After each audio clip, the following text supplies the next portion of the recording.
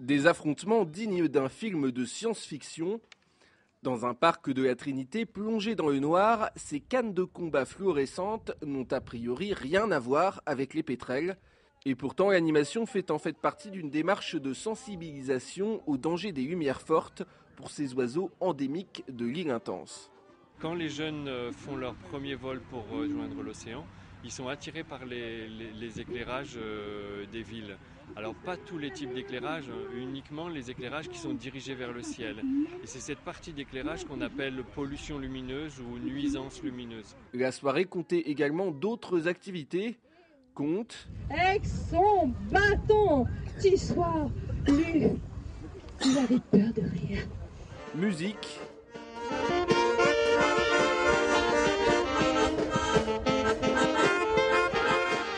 ou observation des étoiles. Là encore, les pétrels ne sont pas vraiment de la partie, mais peu importe si l'objectif est atteint.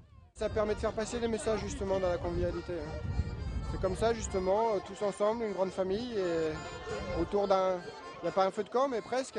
Donc autour de 2-3 petits lampions, on peut faire passer des messages plus facilement. Les enfants, en tout cas, ont compris le message en intégralité, voire plus encore. Pourquoi c'est une bonne chose là, cette action d'éteindre les lumières? Parce que ça permet de protéger l'environnement et c'est assez important vu l'état actuel de la planète. Et toi, t'en penses quoi? Pareil, et en plus ça fait une économie d'énergie. Ce week-end de Sans Lumière est d'ores et déjà considéré comme un succès puisque des stades et même des enseignes de grande distribution ont joué le jeu. Chaque année, les spécialistes estiment que près de 800 pétrels échouent à cause de la pollution lumineuse.